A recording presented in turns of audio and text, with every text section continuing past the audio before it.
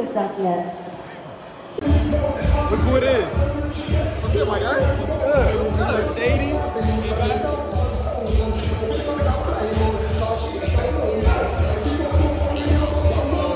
Introduce on stage Gyasi, who is the board member, head of marketing and sales. We came here from Germany for this event. Matthias, please join me on stage. Way too slow.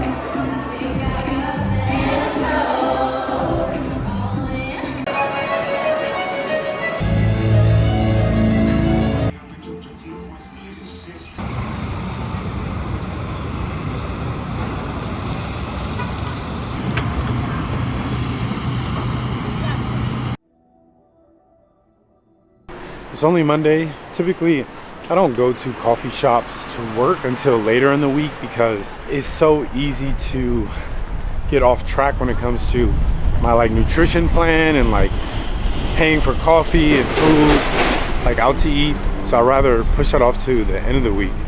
But it's just such a gloomy, gray day. I figured I might as well go to a coffee shop, and honestly, I'm just going for an hour or so. I want to do some sketching, some journaling. Some weeks get away from me, and I don't even leave the house unless it's for going on a run, or maybe I have an event like I did at Mercedes last week.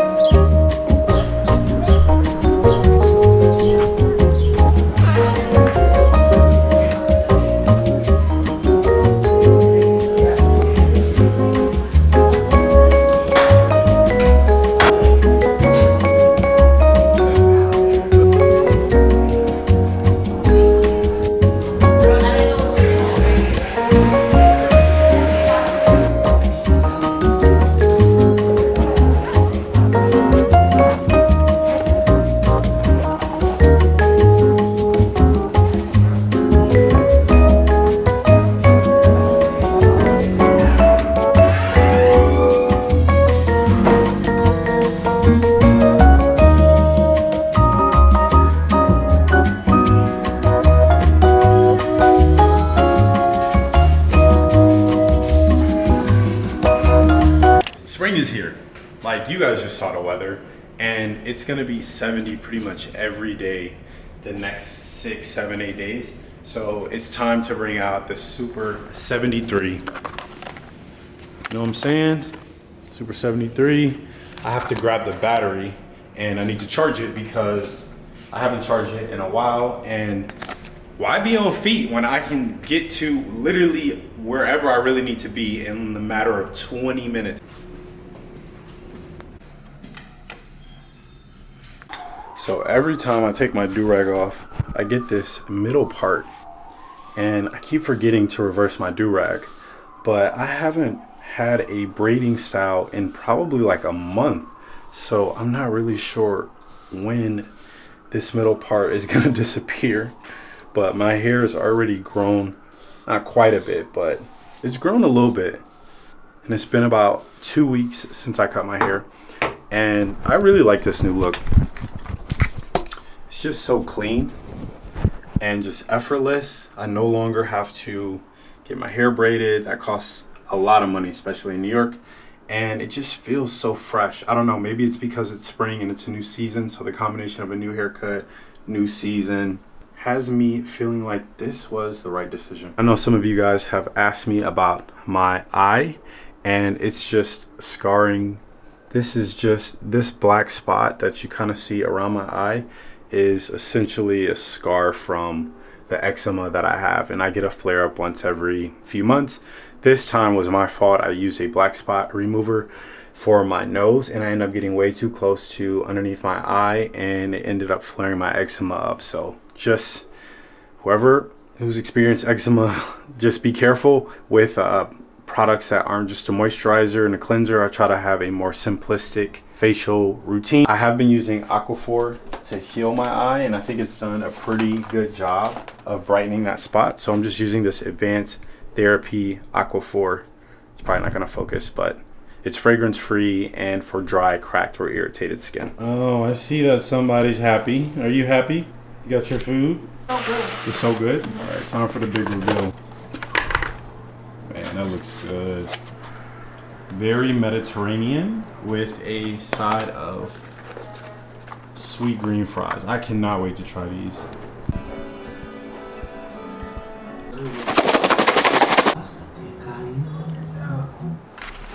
Guys, this bowl, this combo, French fries with this quinoa and like steak salad, bussin'. We used to be sweet green regulars, and then we stopped going. I think they got us back on the hook.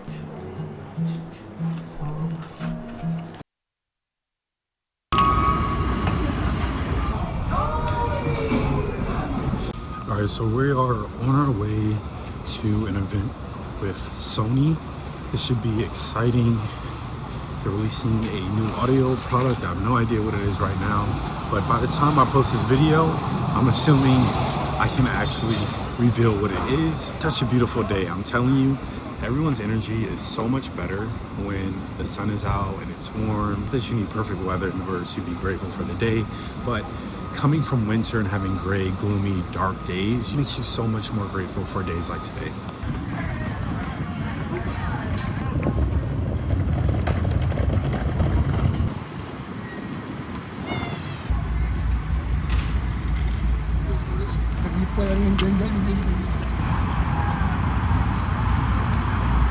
All right, just got a chance to see a couple of my friends running the Brooklyn Half Marathon. Extremely proud of all of them.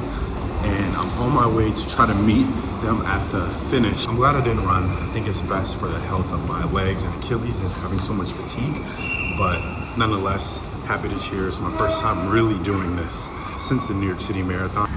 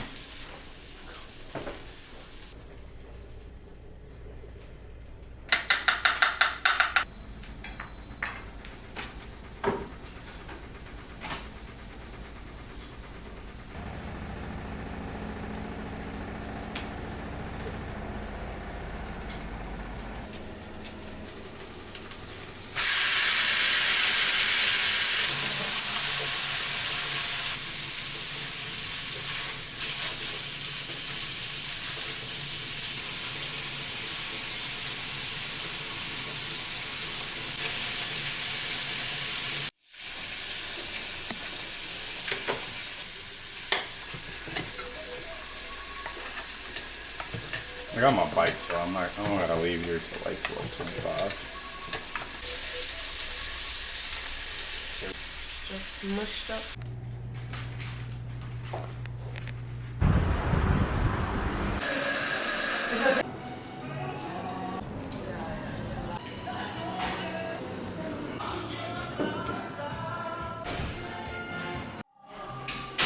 That's what I'm saying.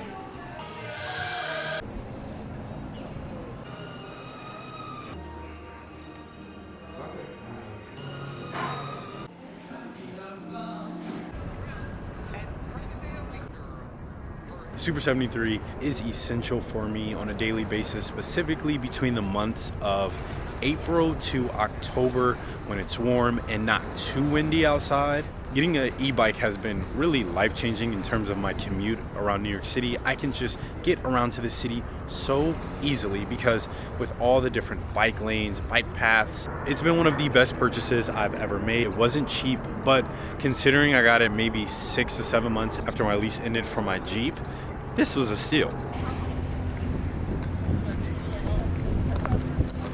This view is actually insane. One of the reasons that's going to be really hard for me to move from New York City is I'm looking at the East River, Freedom Tower, parts of Brooklyn. This waterfront is actually insane. And then Midtown, just one of the best views of New York City is in Greenpoint. Got the ferries passing by. I'm like, am I on an island? I mean, we technically are on an island, but then you also see this insane behemoth of a skyline. But once you, I mean, I'm sure you. Brought my phone. Post-workout. Malcolm, how you feeling, bro? I'm cooked. You cooked? Yeah. Low-key, am too. We did 4 1 miles, 4 by 1 miles at basically half marathon and tempo pace. Yeah, even faster, probably. Even faster, yeah. But it was a good workout. One of those workouts where you feel proud of yourself for just showing up, right?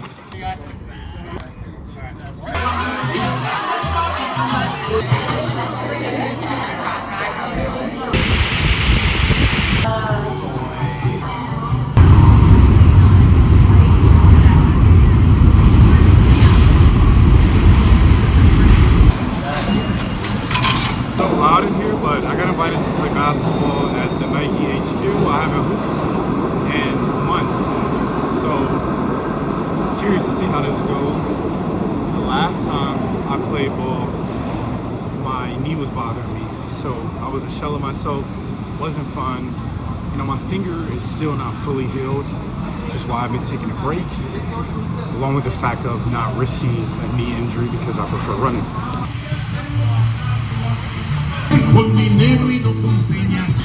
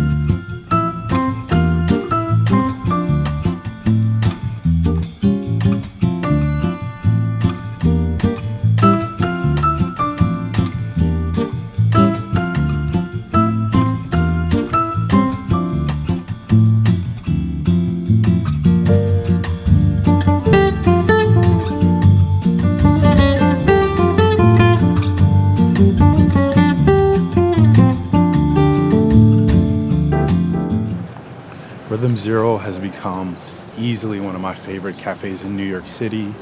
I very much appreciate their unique aesthetic, a more brutalist interior, but also cozy at the same time. And for some reason, I always find myself there on a more gloomy day. So the interior, the more monochromatic interior really pop. Can actually use a laptop, and I didn't realize that because before I would use my Pixel 9 Pro XL Fold because it essentially works like a tablet, especially with the split keyboard, plenty of screen real estate, and able to multitask. But this time I was able to use my laptop. The only thing is I can never get there earlier in the day, so I only had about an hour to work because they close at 4.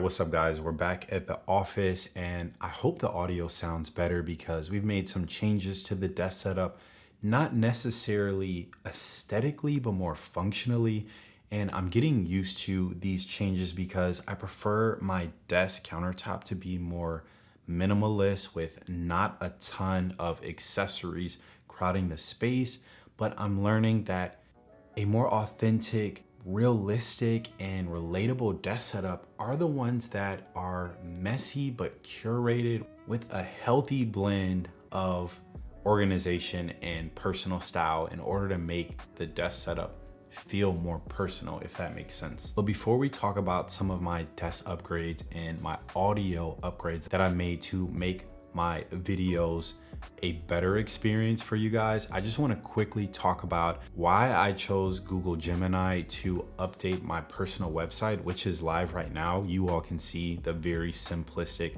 website that I've created for myself, and by the time I drop this video, I'm not sure if I add really any functionality. It's more just UI in the first phase for GyasiLinje.com. You guys who've been following my channel for years, you know that I've spent so much time talking about making changes to my website, redesigning it, and actually never writing the code. The main reason is because it's so time consuming making a conscious effort for a new design and then turning that new design into code. Now that's where Google Gemini came into play. So I had a really cool demo, but essentially I had a demo from the Google Gemini team for their new Canvas feature built into Google Gemini.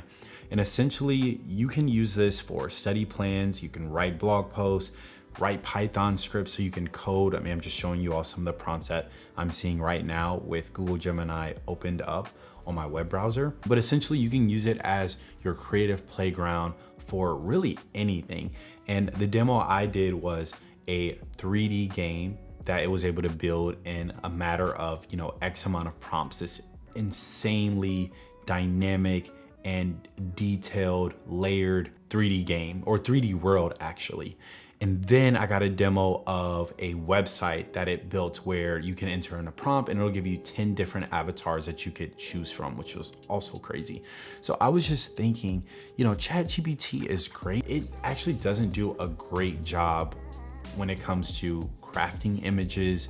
It does a solid job when it comes to writing code, but I wanted to see what it was like to basically build a website with Gemini, because one of the more powerful parts of the demo was an example where essentially use Gemini as a markdown file to write out all the content you want for a website and then just ask it to build a website for you, which I thought was really cool. On top of that, the pro for using Google's Gemini is because it's built off of Google Gemini 2.5 Pro. And its strengths are reasoning, math, coding, and multimodal tasks. So essentially, ChatGPT models are often favored for creative writing ability, summarization, and a conversational flow with some direct prompts. However, when it comes to Gemini 2.5 Pro, it has an edge on more complex reasoning, math, and coding benchmarks compared to models like GPT 4.5, for instance. So I wanted to put it to a test, and I did.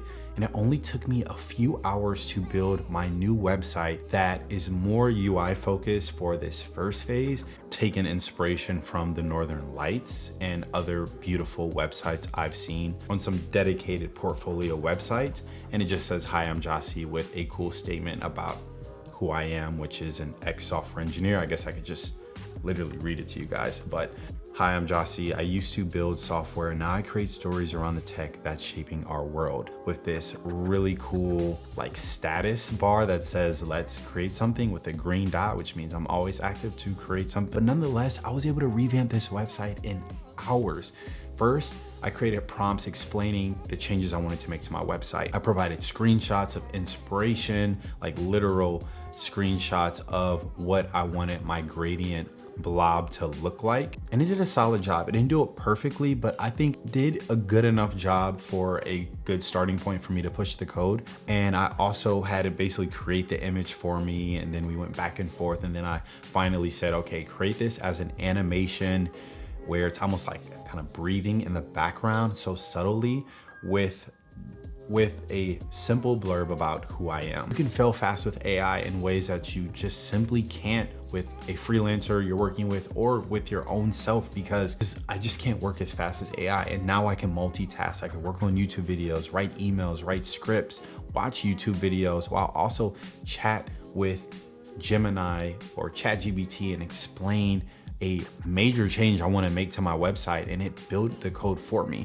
Now, once I got that code, of course, it didn't work flawlessly. I had to drop it in Cursor and then had Cursor do its thing to actually get the code working. All right, guys, from a desk setup standpoint, we've made some changes specifically from a audio and lighting perspective. So on body, we're still shooting with the A7S III. I know I haven't talked about camera gear forever because I haven't made any changes in forever, but we have the Sony A7S III. I have the Sigma 24-70 f2.8 lens, which is my go-to. I do wish I had the G Master because this lens is heavy. The actual upgrades that we made from an audio standpoint is we'll start with the shotgun mic that's on the camera of the A7S III. It is the Sennheiser 400 MKE shotgun microphone. I just wanted the best audio, and I've got some creator friends that use this mic. I consulted with the audio experts at B&H Photo, and they recommended this mic. They said it's the best one you can get.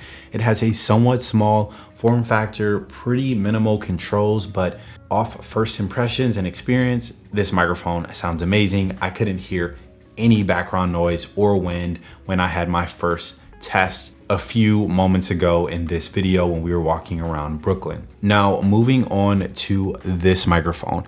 This is the Sennheiser MKE 600 shotgun microphone. Just for some reason got hung up on a shotgun microphone, and it's because when I've done production shoots, these are the microphones that the big boys use. These are the microphones that they use for those commercial, ultra high quality production shoots that I've done a few times. For this microphone, I'm thinking long term. It was obviously a lot more expensive than going with a Rode or Shure podcast style of microphone. I'm envisioning myself, God willing, in a studio space, and I want to make sure I have the highest quality gear, and not even just video, but audio, because audio is just as important, if not more important. And I can use this thing with a C-stand. It'll make me feel like the studio space is a super professional set, and just, I want to be proud of the work that I put out there, and I've always felt like I've neglected my audio. I know I'm just yapping at this point, but from a lighting standpoint, we've got two new lights that I'm still trying to decide how to mount this Pavo Tube 30C 4-foot RGB LED tube light. Again, took inspiration from a production shoot that we had here earlier this year, and I just saw how versatile these lights were, and I bought the cheaper versions of these from other brands, and they just don't hit the way these lights hit. All right, so you can see this light back here. So I was using the Amaran 60 or something like that softbox, which I know you guys really enjoyed, and I would get questions about it all the time, but I made a change and went with this Amaran Verge bicolor LED light panel. I just think it's way more clean and just minimal, and the softbox was just way too big because my desk is only 60 inches. So I ordered this with a stand in person at B&H, but they didn't have the stand in person, so it's supposed to be sent to me, but they never sent it. I don't know, maybe it wasn't part of the order. I gotta check the receipt. Nonetheless, I really like this light, and the idea is I'm gonna get rid of this C-stand, and I'm actually gonna replace it with the stand. That way I can just move the light around and it won't typically be on my desk because I don't have a ton of desk space anyways. Last but not least is the Rodecaster Duo. Now, I am no expert when it comes to this device, but the reason why I got this audio console is because I wanted to be able to control the audio to a T for the Sennheiser 600 MKE shotgun mic. So it's important to have an audio interface or mixer for your microphone. You need to be able to use this device in order to make changes, customize your shotgun mic audio input and experience based on, you know, the room that you're in, if that makes sense. All right, guys, so that wraps up today's video. I hope you all enjoyed it, this montage of my life the last, honestly, few weeks. But either way, it's a fun switch up and change of pace to the tech videos. And I would like to post more of these videos, especially during the summer when I have some more free time, or not necessarily free time, but there's less tech drops, so it's easier to make these style of videos. Comment down below some videos you want to see this summer. Along with just let me know how you guys doing. I want to know how y'all are doing. I think this is a great way for us to catch up. And, you know, as always, have a blessed rest of your week. I'll see you guys soon. Peace.